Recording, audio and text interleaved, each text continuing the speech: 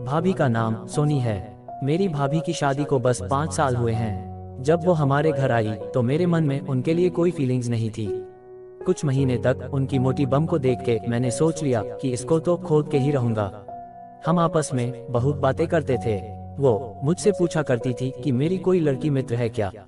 मैं बोलता था कि आप जैसी कोई मिली ही नहीं। मैं रोज उनके नाम की मार लेता था। मुझे लगता था कि कोई मुझे बाहर से मारते हुए देख रही है, कोई होल से। और भाभी की खोदने के बाद पता चला कि वो मुझे रोज देखा करती थी।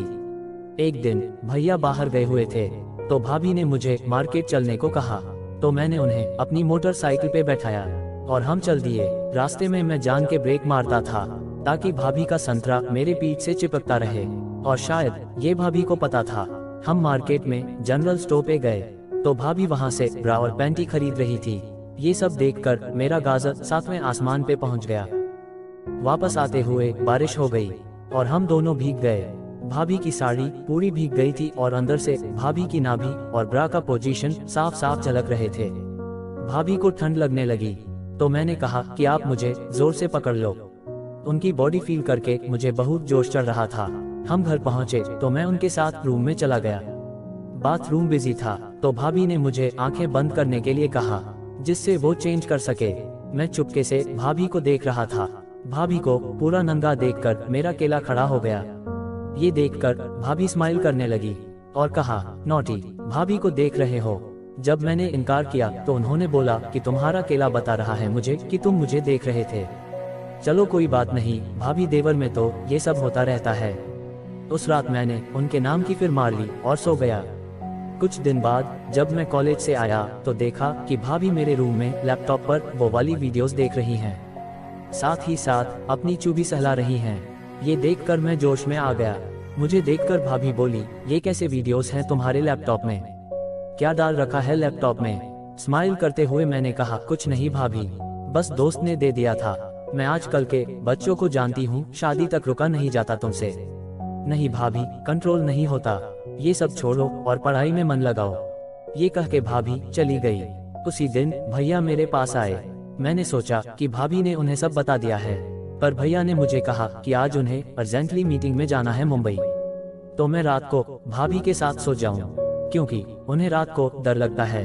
मैंने कहा ओके। मेरे मन में तो लड्डू फूट रहे थे। मैंने सोच लिया कि आज खुदाई का मजा लेकर ही रहूंगा। फिर रात को मैं भाभी के रूम में गया तो भाभी ने लोकट नाइट सूट पहना हुआ था जिससे उनका बहुत ज्यादा नजारा दिख रहा था। हम टीवी देखने लगे। उसमें एक चैनल पर बी ग्रेड का मूवी आ रही थी तो मैंने वही लगा दी। वो मूवी के बीच में रूम में गर्मी बढ़ गई थी। भाभी अब गर्म हो रही थी। वो अपनी चू पे हाथ फेर रही थी। मैंने उनका हाथ हटाया और चू पे हाथ फेरने लगा। वो सहने लगी। फिर हमने जोरदार किस की, करीब 4-5 मिनट तक। भाभी ने मेरे मोटे केले को पकड़ लिया और सहलाने लगी। मैंने उसकी नाइटी उतारी तो देखा कि उसने वही ब्रा पहनी थी जो उसने मेरे साथ मार्केट में खरीदी थी। फिर उसने मेरी टी शर्ट और पैंट उतारी। अब हम दोनों सिर्फ पैंटी में थे। मैंने अपने मुंह से उसकी पैंटी उतारी तो देखा कि चू बिल्कुल चिकनी और साफ थी, एक भी बाल नहीं था। फिर उसने मेरा पैंट उतारा।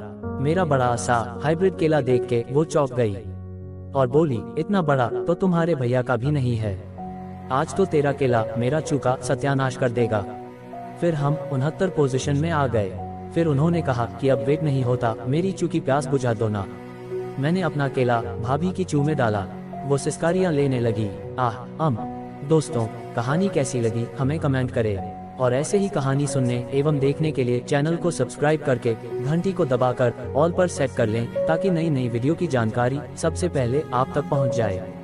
हमारी वीडियो को ध्यान से सुनने के लिए तहे दिल से आपका शुक्रिया।